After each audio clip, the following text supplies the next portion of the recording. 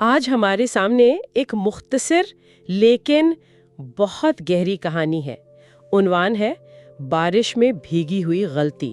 یہ ایک ایسی لڑکی کی کہانی ہے جس کے خواب بہت سادہ تھے، لیکن ایک فیصلہ، صرف ایک فیصلہ اسے ایسی جگہ لے جاتا ہے جہاں سے شاید واپسی ممکن نہیں رہتی۔ آج ہم اس کہانی پر بات کریں گے اور یہ سمجھنے کی کوشش کریں گے کہ کیا یہ عالمیہ صرف ایک فرد کی غلطی تھی یا اس کے پیچھے ایک پورا سماجی نظام ہے؟ یہ سوال ہی دراصل اس کہانی کا مرکز ہے، کیونکہ اکثر ایسی کہانیاں پڑھ کر ہم سارا الزام ایک کردار پر ڈال دیتے ہیں، لیکن جب ہم گہرائی میں جاتے ہیں تو پتہ چلتا ہے کہ یہ غلطیاں خلا میں پیدا نہیں ہوتی، ان کے پیچھے ایک پورا ماحول، ایک سماجی دباؤ ہوتا ہے۔ تو آئیے اس کہانی کو کھولتے ہیں۔ آغاز ہوتا ہے نوشین نامی ایک لڑکی سے۔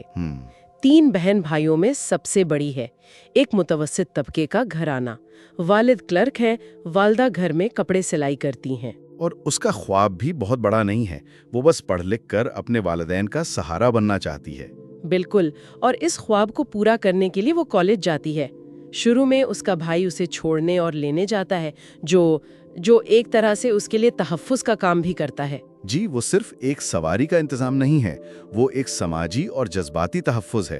لیکن یہیں پر کہانی کا پہلا اور سب سے اہم موڑ آتا ہے۔ اور پھر وہ دن آتا ہے جو اس کی زندگی کا رخ ہی بدل دیتا ہے۔ بارش والا دن۔ جی، کالج سے واپسی پر موسلادھار بارش ہو رہی ہے، وہ سڑک کنارے بے بسی سے کھڑی ہے، اور تبھی ناظر اپنی گاڑی کے ساتھ اس کے سامنے آ جاتا ہے۔ یہ کسی کا اعتبار جیتنے کا ایک بہت مؤثر طریقہ ہے۔ آپ کسی کو اس کے مشکل ترین لمحے میں مدد فراہم کرتے ہیں، اور اس ایک عمل سے آپ وہ بھروسہ حاصل کر لیتے ہیں جو شاید مہینوں میں نہ ملتا۔ صحیح۔ یہاں بارش ایک بحران ہے اور ناظر ایک نجات دہندہ کے روپ میں آیا ہے۔ کہانی میں اس لمحے کو بہت خوبصورتی سے بیان کیا گیا ہے۔ بارش میں بھیگا ہوا، نرم لہجہ، آنکھوں میں اپنائیت۔ نوشین کا دل گھبراتا ہے، لیکن وہ اس کی گاڑی میں بیٹھ جاتی ہے۔ اور اس مختصر سے سفر میں ناظر کا شائستہ رویہ اس کے دل پر گہرا اثر چھوڑتا ہے۔ جی، اور وہ اسے گھر چھوڑتے ہوئے دوبارہ ملنے کا وعدہ بھی لے لیتا ہے۔ اور یہیں سے نوشین غلطیوں کی ایک ایسی ڈھلوان پر قدم رکھتی ہے جہاں سے واپسی مشکل ہو جاتی ہے۔ وہ وعدہ اس کی زندگی کا موڑ بن جاتا ہے۔ اس کے بعد تو پھر خفیہ ملاقاتوں اور خطوں کتابت کا سلسلہ شروع ہوتا ہے۔ نوشین اس رشتے میں اتنی کھو جاتی ہے کہ اس کی پڑھائی، جو اس کا اصل خواب تھا، وہ پیچھے رہ جاتی ہے۔ یہ دراصل اس تنہائی کے خلا کو بھرنے کی کوشش ہے۔ ناظر اسے وہ توجہ اور اہمیت دے رہا تھا جو اسے کہیں اور سے نہیں مل رہی تھی، لیکن یہ توجہ بھی مشروط تھی۔ وہ بڑے بڑے وعدے کرتا ہے اور جذباتی طور پر اسے اپنے قابو میں کر لیتا ہے۔ اس کا ایک جملہ تو بہت ہی کلاسک ہے: اگر تم نے مجھ سے شادی نہ کی تو میں مر جاؤں گا۔ اور یہ جذباتی بلیک میلنگ کی ایک کلاسک ٹیکنیک ہے جسے وکٹم پلینگ کہتے ہیں، یعنی خود کو مظلوم بنا کر پیش کرنا۔ جی، تاکہ شکار پر اخلاقی دباؤ ڈالا جا سکے۔ یہ محبت کا اظہار نہیں، یہ کنٹرول حاصل کرنے کا ایک بہت مؤثر نفسیاتی ہتھیار ہے۔ اور نوشین جیسی تنہا لڑکی پر یہ فوراً اثر کر جاتا ہے۔ بالکل، وہ نہ صرف اپنے گھر والوں سے جھوٹ بول رہی ہے بلکہ شاید خود کو بھی دھوکہ دے رہی ہے۔ اور پھر ایک دن ناظر اس رشتے کو ایک نئے امتحان میں ڈالتا ہے۔ وہ اس سے پوچھتا ہے: نوشین، کیا تمہیں مجھ پر اعتبار ہے؟ یہ سوال بظاہر بہت معصوم لگتا ہے، لیکن یہ معصومیت نہیں ہے۔ جی، یہ ایک جال ہے۔ جی، یہ ایک سوچا سمجھا جال ہے۔ یہاں اعتبار کا لفظ ایک ہتھیار کے طور پر استعمال کیا گیا ہے۔ وہ اس کی محبت کو اس کے اعتبار سے جوڑ رہا ہے۔ مطلب اگر وہ انکار کرتی ہے تو اس کا مطلب یہ ہوگا کہ وہ اس کی محبت پر شک کر رہی ہے۔ بالکل، یہ ایک جذباتی پھندا ہے جس سے نکلنا نوشین کے لیے ناممکن تھا۔ اور اسی اعتبار کو آزمانے کے لیے وہ اسے رات کو ایک مکان پر ملنے کو کہتا ہے۔ نوشین وعدہ تو کر لیتی ہے، مگر اس کا دل گھبرانے لگتا ہے۔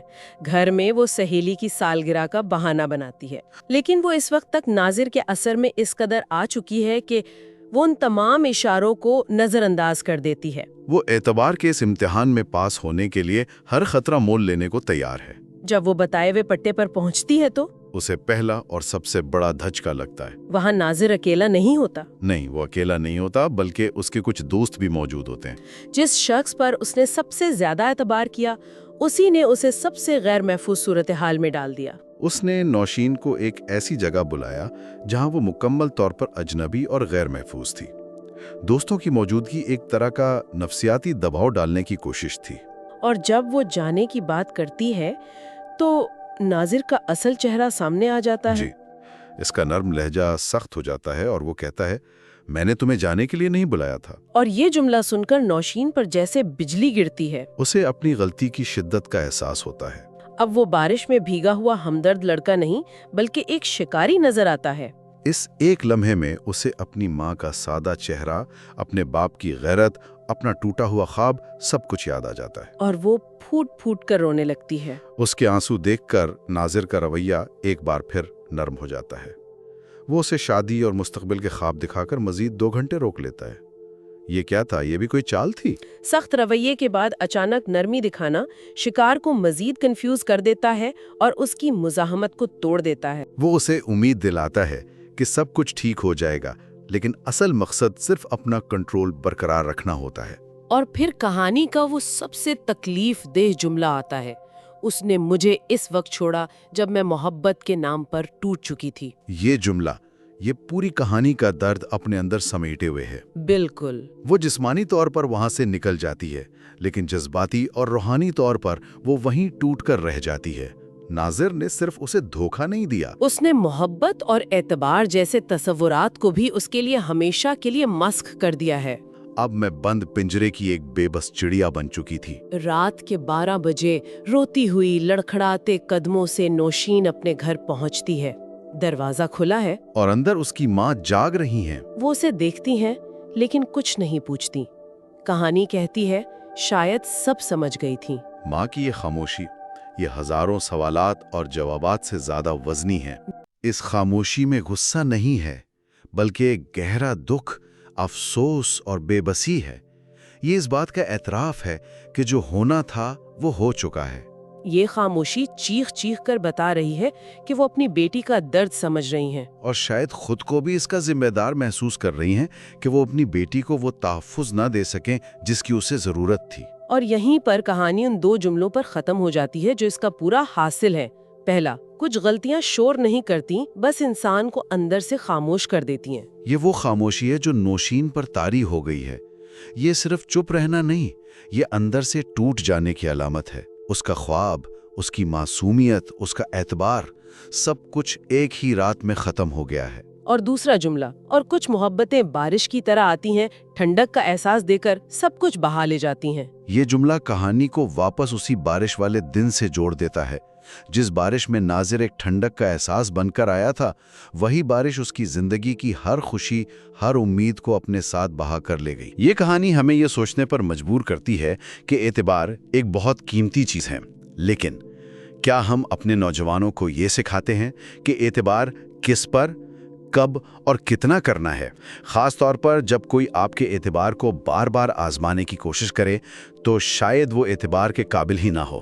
اور اس سے بھی بڑھ کر، کیا ہم ایک ایسا معاشرہ بنا رہے ہیں جہاں بدنامی کا خوف رشتوں کے تحفظ سے زیادہ اہم ہو جائے؟ بالکل۔ یہ ایک بہت اہم سوچ ہے۔ اس کہانی کو پڑھنے کے بعد شاید ہمیں صرف نوشین کے انجام پر افسوس نہیں کرنا چاہیے، بلکہ خود سے یہ سوال پوچھنا چاہیے کہ ہمارے ارد گرد کتنی ہی نوشین ہیں جن کا سماجی سہارا کمزور ہے، اور ہم اس خلا کو ایک مثبت طریقے سے بھرنے کے لیے کیا کر رہے ہیں۔